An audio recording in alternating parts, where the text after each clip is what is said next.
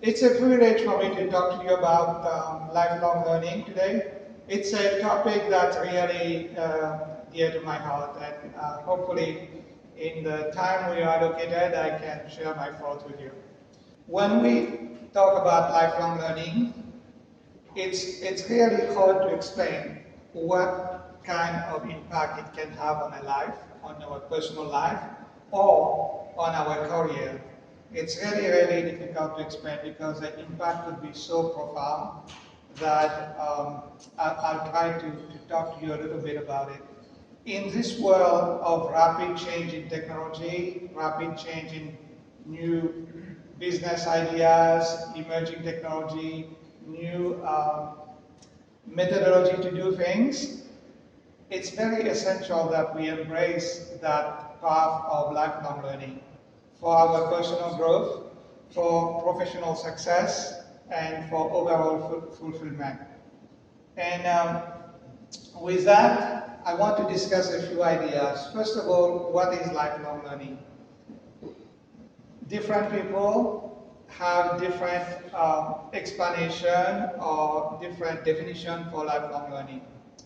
But for me personally, it's the ability to develop in ourselves that desire, that drive to continue to learn. That's my personal definition. But we can also look at other ways we can look at that in other views. So basically we can think of lifelong learning as continuous development after formal education. So after we complete our formal education, we take the commitment to keep on going and keep learning throughout our life. We can also look at it as a process of learning since we are little until we are ready to live this life. We learn new skills, we gather knowledge, and we try to apply this knowledge. So it's an opportunity for us to have new experiences that are relevant, that are meaningful, and that's adaptable to the ever-changing life. So the world keeps changing, and if we are able to embrace that concept of lifelong learning and we keep learning new things, we are better equipped to face the changes that happen in personal life, in family life, in business. So finally, one of the ways to look at lifelong learning, it's a process of discovery and growth and transformation. So you continue to discover, and that discovery allows you to grow professionally and personally, and that allows you to transform. Let's say you are a manager. With continuing learning, management skills, leadership skills, how to get team to work together, you can transform an organization, or you can transform yourself. So discovery, growth, and transformation is the pattern that you can follow as you embrace lifelong learning. So how does one become a lifelong learner? It's not something that happens overnight, but it's something that we can build towards. First, we have to accept personal responsibility for our own learning.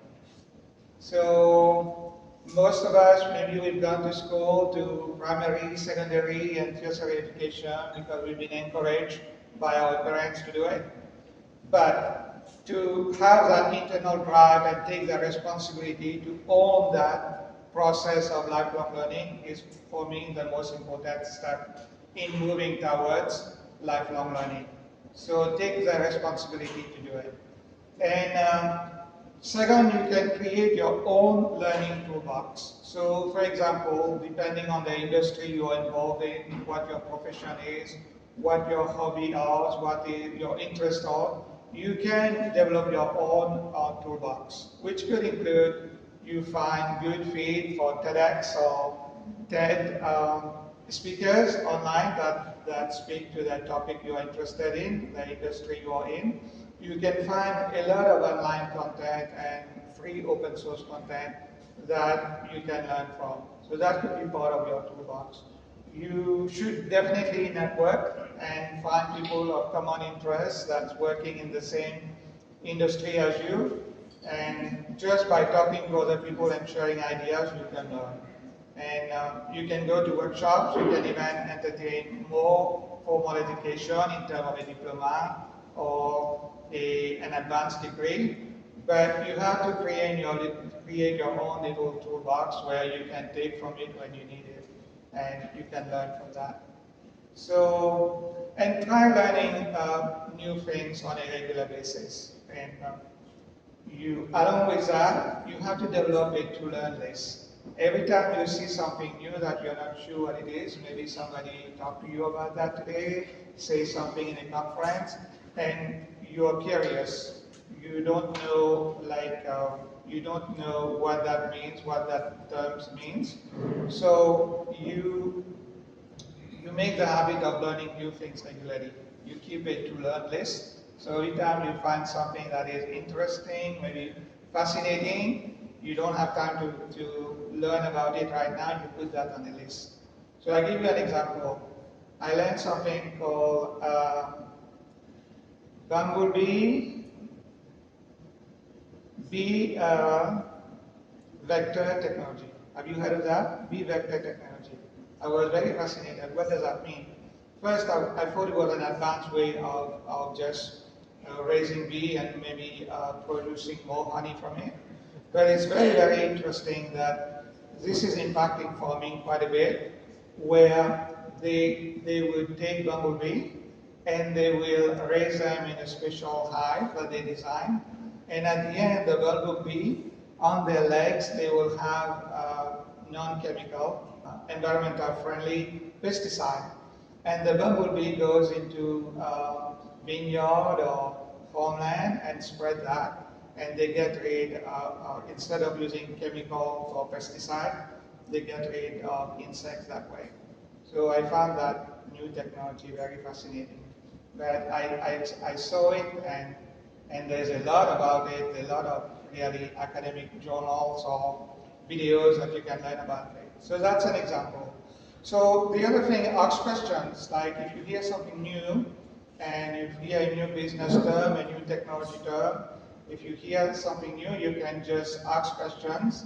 And you hear somebody in the panel today say something, after the formal presentation, you can have a conversation and you can learn from that by asking questions. The one thing, and that's kind of what is very, very important to me in education, we should not teach just for the sake of teaching and for people to memorize and take exam and remember a concept or remember facts. When we teach, we should teach people how to practice as well. So when you learn something new, let's say you see something very exciting on the PowerPoint today and you want to know how to do that, you ask somebody, they show you, they teach you, practice it. That's one way to remember. And when you spend these times in workshops or online, and you are investing your time into learning new things, and you don't practice, you will forget about it. But the other advantage of practicing, when you're practicing, you're applying, you're getting the satisfaction from that, it will make you more eager, more willing, and more wanting to learn more. So practicing and applying what you learn is an important part of becoming a lifelong learner. And in some cases, some of the career track we are on doesn't really encourage learning. Maybe it's very monotonous what we do, it's very repetitious. It's not like really encouraging us to be creative thinker, to go look for new technology to solve a problem. But maybe our career choice could have an impact on whether we'll be a lifelong learner or not. So with that, I want to talk a little bit about the benefits of being a lifelong learner. So one thing is sometimes we have natural abilities and we are not even aware of it. So like, you may not think you can be a good public speaker, but you won't know until you learn a few theories, a bit of theory, a few points, you develop some skills, and then you apply that and you start speaking, then you find out, oh, I really had that natural ability.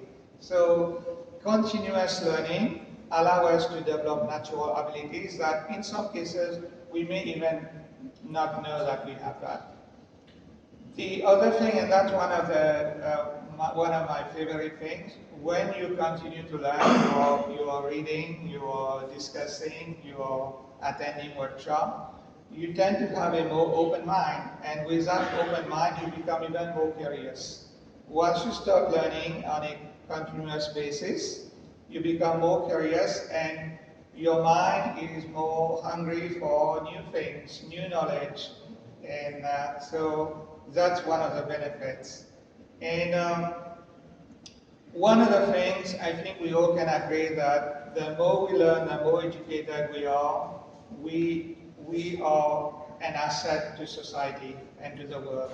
So the more we know about things, for example, the more that we know about health, the basic principle of how to live a healthy life, that knowledge could be beneficial to our family, to our neighbor, to people we work with. So that's another benefit of learning new things, because what we learn can help us make the world a better place. And a final thought of the benefit is when we learn new things and we can actually master them and we apply, the self-fulfillment we get from it is really, really important, and it's a big driver for us to go on and have successful career and excel in what we do. So finally, I just want to touch a little bit on the impact that lifelong learning can have on a career.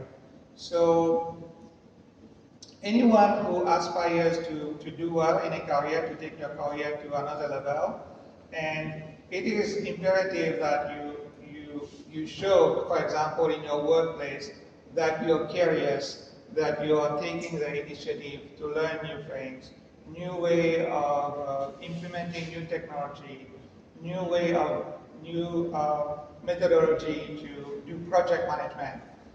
As you are learning new things and you are bringing that to the organization, the ownership and the executive of that organization will notice you, and that will lead to promotion. So that's one benefit. I really think if you keep learning and you are showing that in the workplace, you will make more progress towards your career. I can't imagine like any of us making good progress in our career in today's world. And I'll give you an example. I talked to you about if I was into agriculture and I did not know about bee vector technology, I would be at a disadvantage. As a software developer, if I'm not learning all the time, this is a career you can't survive. If you don't learn all the time, ongoing, you can't survive. The platform we do software development has changed. The methodology has changed. We did not used to use tools to plan for project management. Now we have millions of tools out there. That has changed. If we are in the financial industry, for example, not knowing anything about AI, artificial intelligence, and fintech and business intelligence will put us at a disadvantage. We may have graduated from the best MBA school, we may have this great job in a bank or in the financial sector, but not being able to keep up with what's happening in fintech, what's happening with AI, and how that is influencing and changing the whole finance world, we will be at a disadvantage. And one last example is most of us, the job that we do, we have to manage projects, whether it's small or large. That discipline of project management has evolved so much. The methodology, the tools has changed so much. And if we do not continue to learn about these new tools, new methodology, new discipline that emerge, we will be at a disadvantage. So I encourage everyone who is really has that aspiration of doing well in your career and take it to the next level, to find ways to embrace lifelong learning.